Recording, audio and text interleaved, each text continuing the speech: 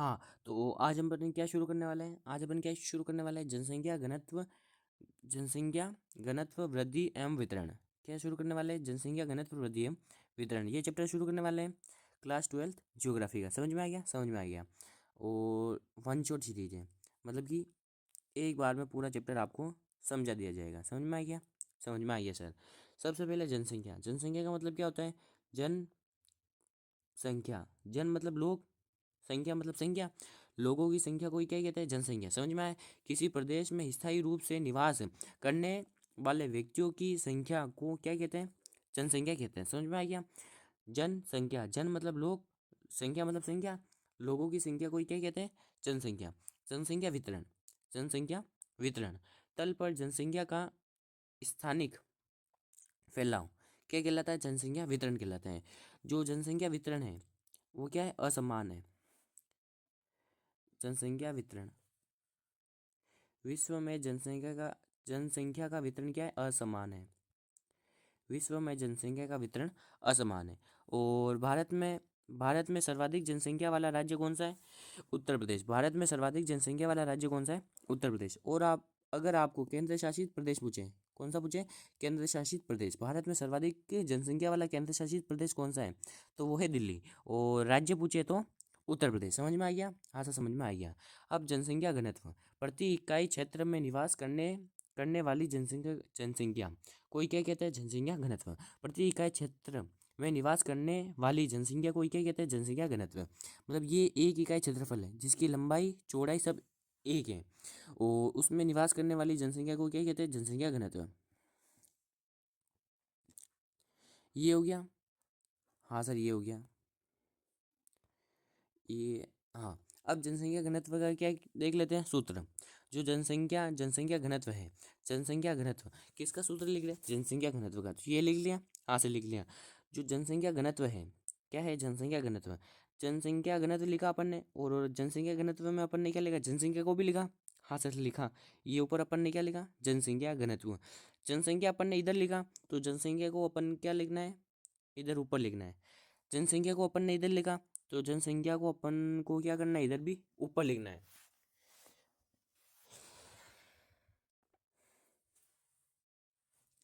जनसंख्या को क्या करना है? इधर भी ऊपर लिखना है, और क्षेत्रफल नीचे लिखना है। आगे कुल। कुल यहाँ पर आपको क्या होगा?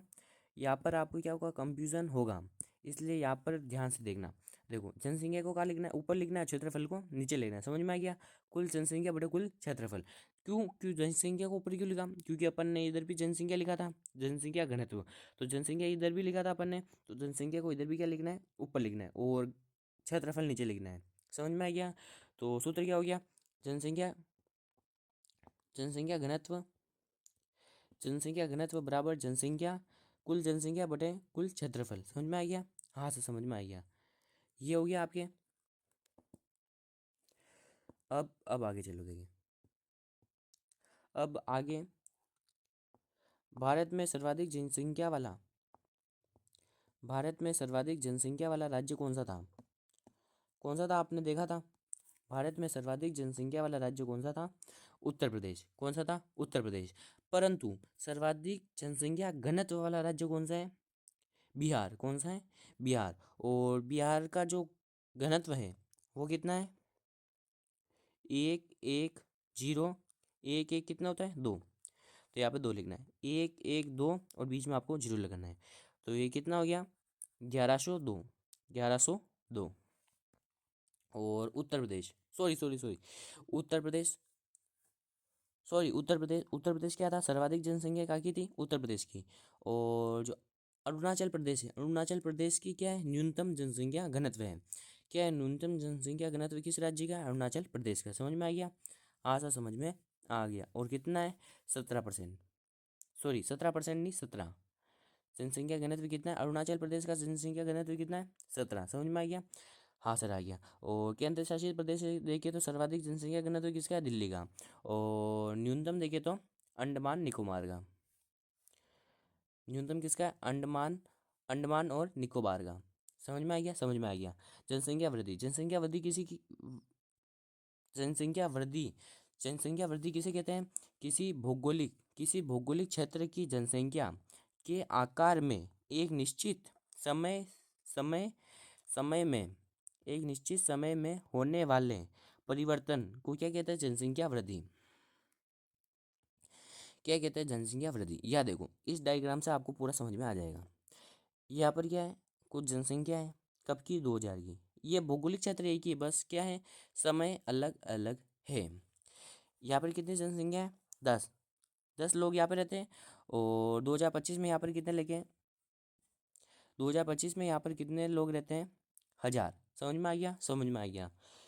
2000 में मैं 2000 में यहाँ पे गया, और यहाँ पे जाके मैंने देखा कि यहाँ की जनसंख्या कितनी है? 10। और मैं 2025 में वापस गया। सर वापस क्यों गए? क्योंकि मुझे देखना था कि यहाँ की जनसंख्या कितनी है, और मुझे आपको जनसंख्या वृद्धि पढ़ाना था, इसलिए मैं चला गया। मैं गया और मैं कितने साल बाद बाद गया था?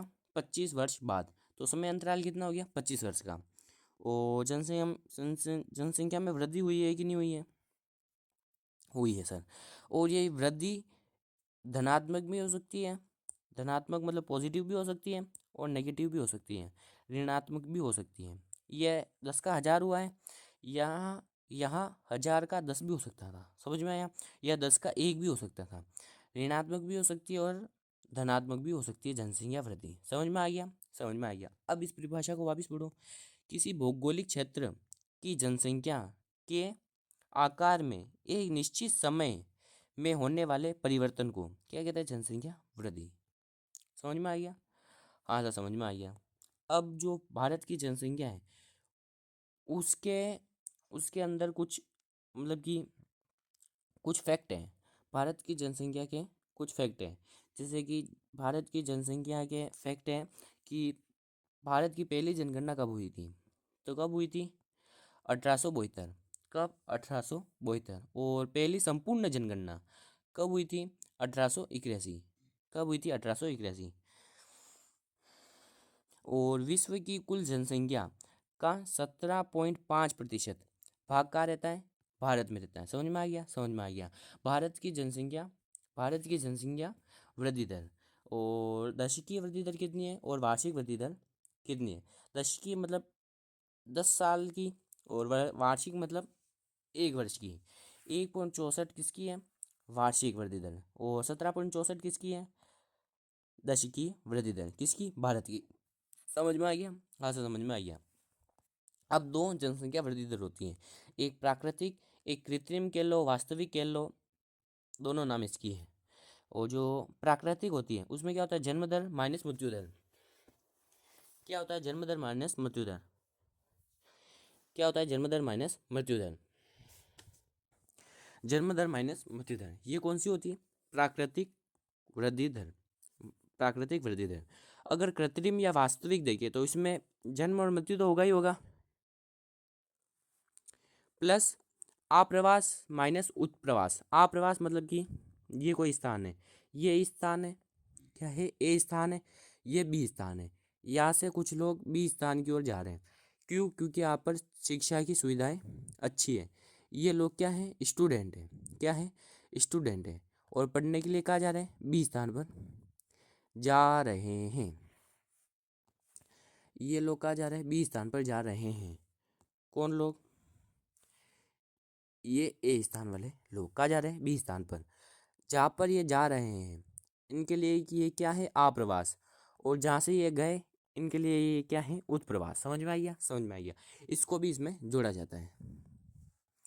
अब अब जो हमारी हमारी जो प्रावस्थाएं हैं, क्या है? प्रावस्थाएं, वो अपन देख लेते हैं। सबसे पहले तो 1901, कब से कब तक? 1901 से 1921 तक। प्रथम प्रावस्था क क क क क ख और ग, ये 4 प्रावस्था हैं। और प्रथम प्रथम जो प्रावस्था है, प्रथम प्रावस्था कौन सी है? क। द्वितीय ख, फिर ग, कौन सी है? ग, और फिर ग। समझ में आ गया? जो प्रथम है वो कब से शुरू हो रही है? 1901। 1901 से 1921 प्रथम प्रावस्था। 1921 से 1951 द्वितीय प्रावस्था। 1951 से 1981 तृतीय प्रावस्था। और 1981 से अब तक कौन सी है? चतुर्थ प्रावस्था। क या तो ये कह लो 1901 से 1921 क प्रावस्था, 1921 से 1921 से 1951 प्रावस्था, ख प्रावस्था, और 1951 से 1981 प्रावस्था, ग प्रावस्था, और 1981 से अब तक कौन सी है, ग प्रावस्था। समझ में आ गया, समझ में आ गया। ये कुल कितनी प्रावस्था है, 4 प्रावस्था है। आपसे एग्जाम में क्वेश्चन पूछेगा कि मतलब कि भारत में कुल कितनी प्रावस्था है, तो आपको क्या लिखना है, 4 4 प्रावस्था है। तो ये हो गया, हाँ सर ये हो गया। जो प्रथम प्रावस्था है इसमें इसमें इसमें क्या था कि जो जन्म दर है वो भी ज़्यादा थी और मृत्यु दर थी वो भी ज़्यादा थी। तो जनसंख्या न तो बढ़ रही थी न घट रही थी। समझ में आ गया, हाँ सर समझ में आ गया। सर ऐसा क्यों हो रहा था, क्योंकि स्वास्थ्य सुविधाओं की कमी थी, चिकित्सा सुविधाओं की कमी थी और शिक्षा की कमी थी। समझ में आ गया, हाँ सर समझ में आ गया। और जो सेकेंड प्रावस्था है इसमें क्या हुआ, जो जन्म दर है वो तो ज़्यादा बने रहे, मतलब जन्म दर तो ज़्यादा ही है, पर जो मृत्यु दर है उसमें क्या हुई, मतलब कि मृत्यु दर ही उच्च थी परंतु गिरती हुई गिरती हुई उच्च मृत्यु दर, मतलब कि मृत्यु दर तो ऊंची थी पर मतलब कि धीरे धीरे क्या हो रही थी, कम हो रही थी। समझ में आया, मतलब कि उच्च तो थी पर धीरे धीरे कम हो रही थी। समझ में आ गया, समझ में आ गया। और जो 1951 से 81 ये वाली जो प्रावस्था है इसे इसे क्या क्या कहा जाता है, जनसंख्या जनसंख्या विस्फोट, जनसंख्या विस्फोट की प्रावस्था। क्यों कहा जाता है, क्योंकि इस समय मतलब कि इस समय क्या हुआ था कि जो जनसंख्या है वो क्या हुई थी, बड़ी थी, क्या हुई थी, बहुत ज़्यादा बढ़ गई थी। क्यों, क्योंकि जन्म ज़्यादा हो रहे थे, जन्म ज़्यादा हो रहे थे। और जो मृत्यु दर है, जन्म दर बहुत ज़्यादा हो गई थी और जो मृत्यु दर है वो क्या हो गई थी, बहुत कम हो गई थी। सर क्यों, क्योंकि स्वास्थ्य सुविधाओं में सुधार हो गया, चिकित्सा सुविधाओं में सुधार हो गया, शिक्षा में सुधार हो गया, इसलिए जो ये है मृत्यु दर है वो कम हो गई और जन्म दर ज़्यादा हो गई, इसलिए जनसंख्या ज़्यादा हो गई। समझ में आ गया, समझ में आ गया। जो 1981 वाली प्रावस्था है, 1981 से अब तक ग वाली, इसमें क्या थी, इसमें इसमें दोनों मृत्यु दर तो गिर रही है, मतलब मृत्यु दर तो कम हो रही है, और जो जन्म दर है वो भी अब धीरे धीरे क्या हो रही है, कम हो रही है। क्यों, क्योंकि शिक्षा अच्छी हो गई। और जो 1921 वाली जो 1921 में भारत में जो ऋणात्मक वृद्धि दर भी हुई थी, -0.3, कितनी, -0.3। समझ में आ गया, समझ में आ गया। और फिर दो दो नीतियाँ पढ़नी है, एक राष्ट्रीय युवा नीति, एक कौशल विकास एवं उद्यमिता नीति। जो राष्ट्रीय युवा नीति है वो कब स्टार्ट हुई, 2014 में, और कौशल विकास एवं उद्यमिता नीति वो 2015 में। इसमें युवा किसे माना गया है, 15 से 29 वर्ष के आयु वर्ग के लोगों को। और इसमें किशोर किसे माना गया है, 10 से 19 वर्ष के आयु वर्ग के लोगों को। समझ में आ गया, समझ में आ गया। अब जनसंख्या संगठन, एक होता है ग्रामीण और एक नगरीय, ग्रामीण और नगरीय। जो ग्रामीण है, ग्रामीण ग्रामीण भारत में ग्रामीण जनसंख्या कितनी है, 88.8%, 688 6.8%। और नगरीय जनसंख्या कितनी है, 31.16, कितनी 16, 31.16%। और जो ग्रामीण जनसंख्या है वो कहा जाता है, कहाँ पर ज़्यादा है, कहाँ ज़्यादा है, बिहार, सिक्किम, गोवा, महाराष्ट्र, यहाँ पर ज़्यादा है। ग्रामीण जनसंख्या कहा जाता है बिहार, सिक्किम, गोवा और महाराष्ट्र। और नगरीय जनसंख्या केंद्र शासित प्रदेशों में अधिक है। हाँ तो वो हो गया। अब अपन देखते हैं भाषाई संगठन। जो ग्रियर्सन है, ग्रियर्सन ने जो भारतीय बोलियाँ वो कितनी बताई है, 5 4 4, कितनी बताइए, 5 4 4। और कितनी भाषाएं बताइए, 1 7 9, कितनी भाषा बताइए, कितनी भाषाएं बताइए, 1 7 1 7 9। और सबसे पहले कौन सी है, आस्ट्रिक, आस्ट्रिक जिसे क्या कहते हैं, निषाद भी कहते हैं। हाँ सर कहते हैं। 1.48% लोग इसे बोलते हैं। समझ में आ गया, समझ में आ गया। और जो दूसरी कौन सी है, द्रविड़, कौन सी है, द्रविड़। 20% लोग द्रविड़ भाषा परिवार से हैं, अर्थात द्रविड़ भाषा बोलते हैं या द्रविड़ भाषा परिवार से हैं। समझ में आ गया, समझ में आ गया। जो चीनी तिब्बती है जिसे क्या कहते हैं, किरात भी कहते हैं, वो वो कितने प्रतिशत लोग बोलते हैं? तो वो बोलते हैं 0.5, सॉरी 0.85% लोग। समझ में आ गया, समझ में आ गया। भारतीय यूरोपीय भाषाएं वो कितने प्रतिशत लोग बोलते हैं? तो वो बोलते हैं 73% या 73% लोग। और जो श्रम है, श्रमिक है, सॉरी श्रमिक हैं, श्रमिक कितने प्रकार के होते हैं? तीन: मुख्य श्रमिक, सीमांत श्रमिक, अश्रमिक। मुख्य श्रमिक, सीमांत श्रमिक, अश्रमिक। जो मुख्य श्रमिक हैं, मुख्य श्रमिक कौन होते हैं? जो 183 दिन या उससे अधिक कार्य करते हैं एक साल में, और 6 महीने से ज़्यादा कार्य करते हैं। और जो सीमांत श्रमिक होते हैं, कौन से श्रमिक? सीमांत श्रमिक। सीमांत श्रमिक क्या करते हैं? 6 महीने से कम कार्य करते हैं और 183 दिन से कम कार्य करते हैं। समझ में आया? 6 महीने का आप निकालोगे तो 183 दिन होते हैं 6 महीने में। समझ में गया? और अश्रमिक, अश्रमिक किसे कहते हैं? जो कार्य नहीं करते हैं। अश्रमिक कितने प्रतिशत लोग हैं भारत में? 60.2%। कितने लोग हैं? 60.2% लोग हैं। जो मुख्य और सीमांत श्रमिक दोनों मिलाकर भारत में कितने प्रतिशत लोग हैं? 39.8%। कितने लोग हैं? 39.8%। तो यह आपका चैप्टर समाप्त होता है। अब अगली बार नया वन शॉट आएगा। समझ में आ गया? और इसके बाद आपकी PYQ भी शुरू होंगे। समझ में आ गया? ये आपका अगला चैप्टर बाद में शुरू होगा। ठीक है।